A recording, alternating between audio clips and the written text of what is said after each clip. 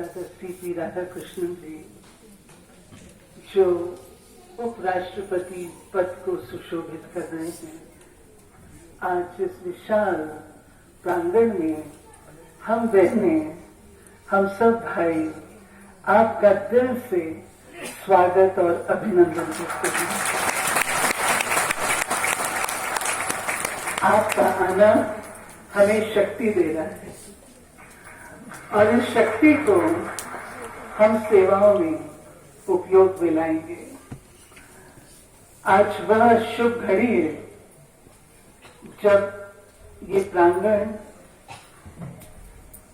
Om Shanti retreat centre अपने 24 वर्ष पूर्ण करने के पश्चात 25वें वर्ष में प्रवेश कर रहा है।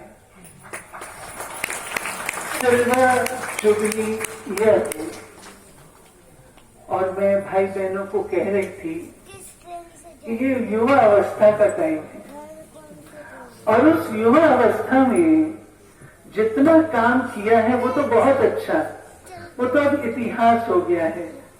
अब क्या करना है वो अपने सम्मुख रखना है। मुझे आज सवेरे एक ख्याल आया कि इतिहास में, संसार में युग पुरुष हुए हैं, युग प्रवर्तक हुए हैं, युग परिवर्तक नहीं हुए। सही। युग परिवर्तक केवल और केवल परमात्मा है, जो कलयुगी सृष्टि को सतयुगी बना देते हैं, तमो प्रधान सृष्टि को सतो प्रधान बना देते हैं, परंतु कोई जादू की छड़ी से नहीं करते। परमात्मा अपने दिए हुए वायदे के अनुसार जो उन्होंने श्रीमद् भगवद गीता में दिया, यदा यदा ही धर्मस्य ग्लानिर्भवति भारत अभ्युत्थानम धर्मस्य तदात्मानं सृजाम्यहम्। जब धर्म की अति ग्लानि है तो मैं आता हूँ। हम सब जानते हैं ये कलयुग है और कलयुग की भी चरम सीमा है। कलयुग अंतिम श्वासों पर है। बच्चा नहीं है, बहुत थोड़े समय के लिए बचा हुआ है। तब परमात्मा पिता हम आत्माओं को इस कर्म भूमि पर आकर अपना वह विजडम देते हैं जिसको हम तीसरी आंख के रूप से मंदिरों में देवी देवताओं के देखते हैं। आंख समझदारी की निशानी है, आंख ज्योति की निशानी है, आंख परिवर्तन करने की निशानी है, शक्ति की निशानी है। वो आंख कौन सी थी? परमात्मा ने कहा, हे आत्मन, आत्मा ही अपना मित्र और अपना शत्रु है।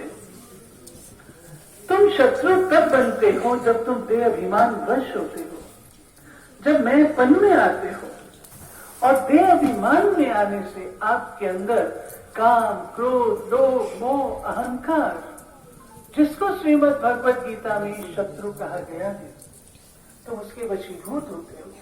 आप गौर करिए, किसी भी कोर्ट में कोई भी केस आप उठा लीजिए, उसकी जड़ में कोई ना कोई 5 विकारों में से कोई विकार अवश्य होगा।